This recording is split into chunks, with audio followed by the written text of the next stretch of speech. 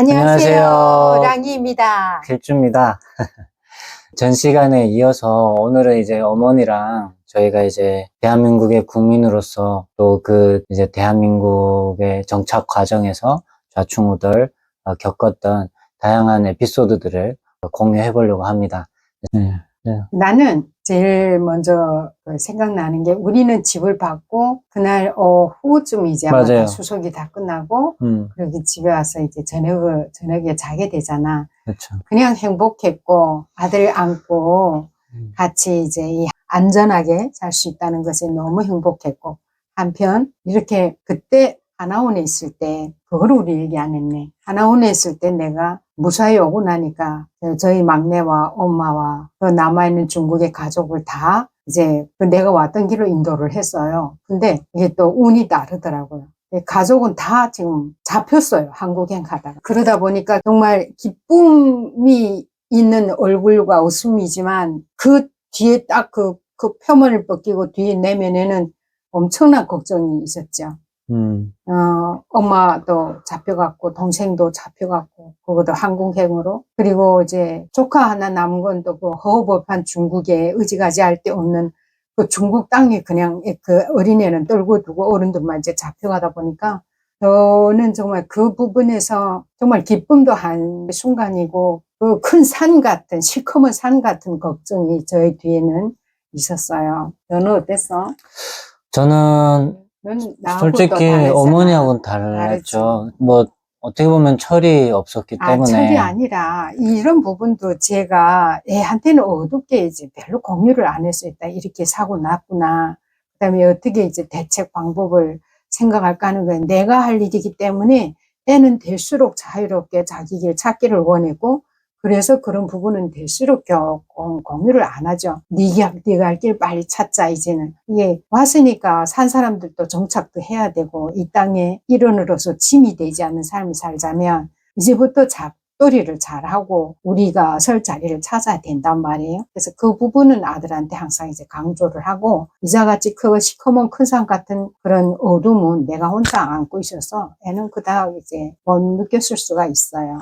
네, 어머님 말씀하신 대로 잘 느끼지 못했고, 파악도 못했었고, 그냥 저는 마냥 좋았죠. 네, 이제 태어나 처음 나만의 방이 생겼고, 네, 나만의 공간이 생겼고, 그리고 또 집 없이 살던 서름이 크던 삶 속에서 엄마와 함께 살 수 있는 보금자리, 그것도 아파트, 제일 위층에서. 처음이지, 뭐, 이렇게 좋은 집에 우리가. 그러니까 내 집이라고. 태어나 처음이죠. 살기에는 처음이지. 네, 그러니까 2006년도 2월 8일을 기점으로 제 인생이 사실은 상상도 못 해봤던, 네. 입국 날짜예요. 2월 네, 8일. 2월 8일은 제 대한민국 입국했던 그 날인데, 그날 기점으로 제 인생은 180도라는 말로 좀 부족하죠. 그냥 새로 태어난 거죠. 상상도 그렇죠. 못했던, 그렇죠. 새롭게 그냥 태어났는데, 그 새로운 세상에 와보니 그 전생에 누리지 못했던 거를, 그리고 전생에 상상도 못했던 거를 이렇게 갑자기 다 얻게 됐던 거죠. 그래서 떵떵했죠.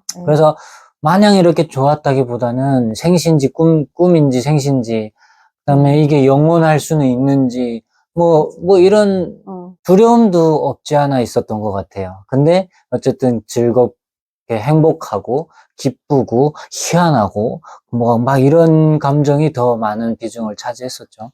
네, 그렇게 이제 이 지금 살고 있는 이 집에서의 어떤 대한민국의 첫 삶의 시작이 됐었죠. 네, 기쁜 마음으로, 행복한 마음으로, 또 희망 가득 찬 마음으로. 근데 이제 엄마가 말씀하신 것처럼 어머니가 끌어안고 있는 걱정, 가족들을 구해야 될 어떤 책임, 이런 것들은 솔직히 잘 몰랐습니다, 저는. 그래서 저는 그랬어요. 우리가 이제 제가 다큐 60년이라고 하고 60세까지의 이 삶을 이렇게 돌이켜보다 보니까, 제가 45세에 대한민국에 왔단 말이에요. 맞아요. 그 편지에도 그렇게 썼잖아요. 45세고, 그리고 그러다 보니까 이제 한켠 돈을 벌어서 빨리 가족을 살려야 되고, 나도 또 정착을 해야 되고, 이런 엄청난 큰 일이 40 중반에 있게 됐는데, 그 40 중반이라고 벌써 나가보니까 우리 한국에서는 40대 중반이면 벌써 이제는 다 지나간 젊은 세대들을 채용하고 이러는 데라서 그 취업적인 측면 뭐 이러면 그쵸, 사회적 기준으로는 그렇죠. 제한성이 많고, 내가 뭘 해야 되지? 하는 이제 고민도 많이 하게 되었어요. 그러다가 가장 잘할 수 있는 게 뭘까 하다 보니까, 당시에 대한민국을 다 아직 그 취업의 세계를 다 모르고, 뭐 어떤 직업이 있는지도 모르고 하다 보니까, 북한에서는 그래요. 직업이란 게 노동자, 농민, 사문, 의사, 그 다음에 간부, 이 정도 부류면 그냥 끝이에요. 거기에서 또 이제 백두산 줄기부터 월남자, 남한, 이렇게 지금 한라산 나누다 줄기까지. 그러다 보니까는 거기는 그리고 또 국가에서 농민 자식은 농촌에, 탄광 자식은 탄광에, 이렇게 딱 규정돼 있고, 거주의 자유가 없고, 이동의 자유가 없다 보니까 그 틀 안에서 딱 이루어진 틀 안에서 자기 인생이 진행되다 보니 이런 고민도 없어요. 그냥 농장자네는 농장가 일하고 노동자자네는 노동하고 탄광자네는 탄광 들어가고 이렇게 되어 있어서 그런데 이제 대한민국에 오니까 그 취업의 업종이 바다 같은 업종을 그때 다 이해할 수가 없었고 그래서 제가 제일 잘할 수 있는 일이 뭘까 하니까 제가 이발을 했으니까 그래서 이제 미용 직업 학교를 선택하게 됩니다. 그래서, 오자마자 2차 미용 직업 학교가 6개월이었어요. 그거를 다니고, 그리고 자격증까지는 땄습니다. 그 한편, 그 뒤편으로는 어떻게 해요? 우리 정착금이라는 게, 그때 5월 100만 원씩 나눠주다 보니까, 사실은, 그건 정말 생활을 위해서 필요한 거지. 나는 지금 북한에 돈을 목돈이 필요했지. 이거 중국에 남은 조카를 데려와야 되고 엄청난 돈이 필요했거든요. 그리고 여기 나도 정착을 못하고 그래서 정말 그때 그 직업학교 6개월을 다니는 동안에는 9시부터 6시까지 학교하고 그 나머지 밤에는 또 계속 별난 일 다 해봤어요. 우리 아들은 모르죠. 제가 이제 뛰고 다니는 거는. 저는 아들한테는 무조건 너는 너 앞길을 위해서. 내가 아마 그런 얘기도 했을 거야. 많이 했어요, 많이. 엄마가 북한 같으면 너를 인도할 수 있지만 대한민국에 오고 보니 똑같이 너도 1살 나도 1살이야. 각기 자기 길 자기 찾아야 돼. 그래서 엄마는 너를 어떻게 인도할 자격도 없고 자신도 없단다. 네가 찾아야 돼. 이렇게 이제 우리가 길을 택하기 시작했어요. 맞아요. 저도 기억나요. 그래서 근데 이 어머니 말해준 거에 대해서 21살이니까 무슨 의미인지 너무 와닿았었고 네, 그래서 각자 자기 길 개척하자. 각자 열심히 살자. 이제 자유가 주어졌는데 하고 싶은 거 마음대로 해봐. 어쩌면 21살 아이한테는 좋은 기회였죠. 어머니의 어떤 굴레에서 벗어나는 어머니의 어머니의 어떤 기준, 어떤 삶의 가치관, 어떤 어머니의 요구 이런 것들에 얽매이지 않고 그냥 진짜 고삐를 확 풀어서 너 알아서 한번 살아봐라. 이렇게 하는 거니까 사실은 너무 좋았어요. 네, 물론 그것이 이제 언젠가의 그 선택들의 책임이 나한테 무게감으로 온다라는 건 그때 당시는 몰랐지만 어쨌거나 당시에는 알았다고. 저는 저희 그 생각의 가치는 그랬어요.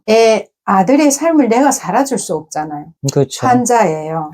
그렇지만 아직 지금 배워야 할 나이고 또 배울 것도 많고 이식되니까 그리고 대한민국에서는 잡혀가거나 죽을 일이 없어요. 절대요. 그리고 교류재단에서 딱 이제는 얘를 딱 접수하고 체계적인 치료 방법을 딱 선택. 그러니까 한마디로요. 북한에서 쓰는 표현으로 지금 조국의 아들을 맡긴 거예요. 그냥 그냥요. 그러니까 난 그랬어요. 그냥 너도 1살이고 나도 1살이야. 우리 열당하고 이제 나가야 돼. 네, 한마디로 대한민국이라는 이 사회에, 이 국가에 아들의 운명을 완전히 그냥 맡겨버린 거죠.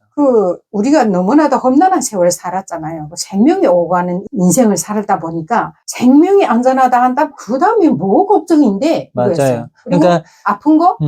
그것도 맞아. 다 아파서 살펴주는데 뭐 맞아. 걱정인데. 그래. 우선 네 삶은 네 살아. 넘어져도 네가 일어나야 되고 또 넘어져 봐야 되고 이러도 혼자 나봐야 되고 또 넘어져도 또 일어나고 넘어지고 이거는 네 삶이다. 네가 살아. 이제 이렇게 딱 인계해버렸어요.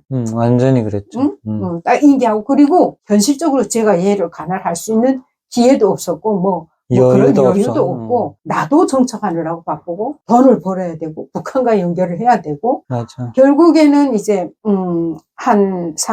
그 여운이 그 돈을 3년 만에 우리 동생도 되게 그 한국행으로 잡혀갔다가 감옥을 살고 그래도 그 돈을 보내주면서 여행 살아나서 나오게 된 게 3년이 걸렸거든요. 그리고 그 3년에서 동생이 나오니까 그 다음에 이제 엄마도 모셔오게 돼서 3년하고 4년 사이에 가족은 다 데려오게 됩니다. 근데 그 전에 중국에 남겨진 조카는 제가 이게 우리 대한민국 땅에 나와서 4개월 만에 돈을 막 여기저기 빌려가지고 정말 애를 태우고 노력을 하고 노력을 해서 애 생명을 4개월 만에 구해왔어요.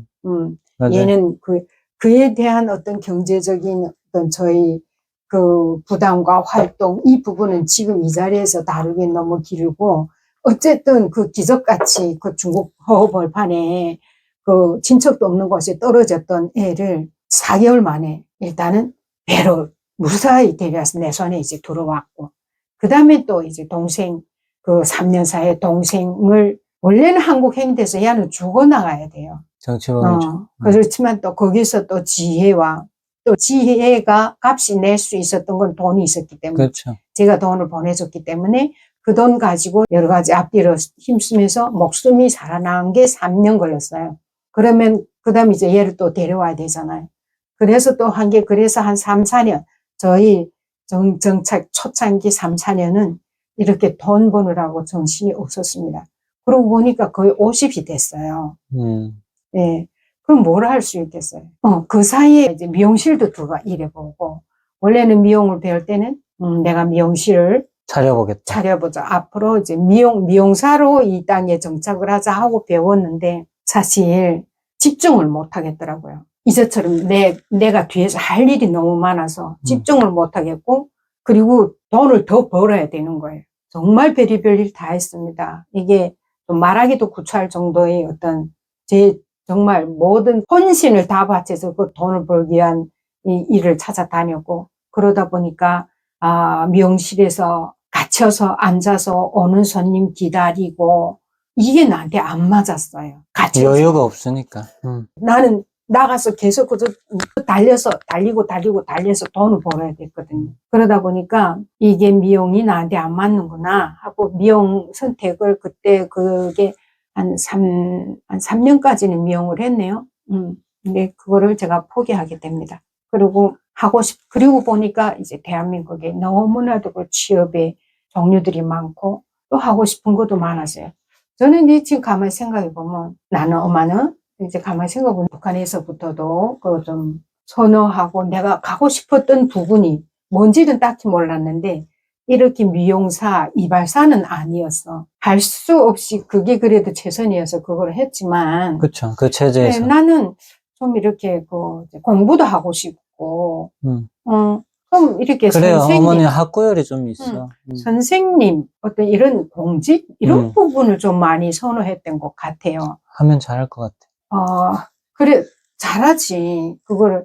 근데 이제 내가 대한민국에서 초창기 시간들을 이렇게 돈 버는데 뺏기다 보니까 5, 6년이 쉽게 지나가 버렸어요. 그래서 6년 만에 취업센터에서 노래 강사를 또 이제 추천해 주더라고요. 이건 노래 강사에 대한 것도 사실은 뭐 내용 다 모르는데 취업센터에서 추천해 주니까 여기 좋겠다. 괜찮아. 나한테 맞는가 봐. 해볼까 하고 인터넷을 찾아가지고 노래 강사 쪽으로 또 한 3년을 허비했어요.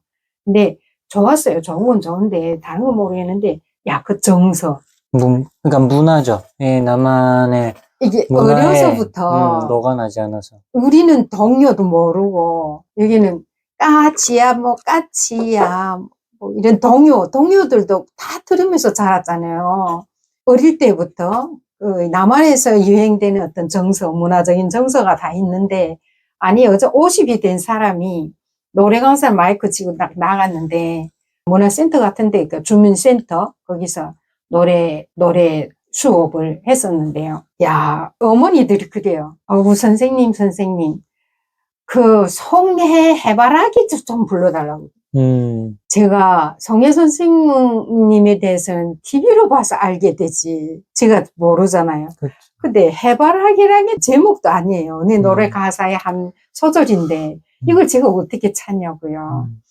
이게 단순적인 예시인데 이런 일들이 많이 이제 제가 접하게 되면서 야, 이분들이 주에 한 번씩 노래 교실에 올 때는 정말 그 받았던 스트레스를 다 풀고 기쁘고 즐겁게 노래 한번 탁 하고 엔돌핀 솟아가지고 그리고 마음 시원하게 싹 나가기를 원하는데 이런 부분에서 제가 그 수요를 채워주지 못하는구나 하는 걸 깨닫게 되었습니다. 한계가 있지, 한계가. 한계가 못하는 게 아니라 할 수 없는 이게, 상황. 이게 아니구나 하는 걸 또 이제 그때 느끼게 되었어요.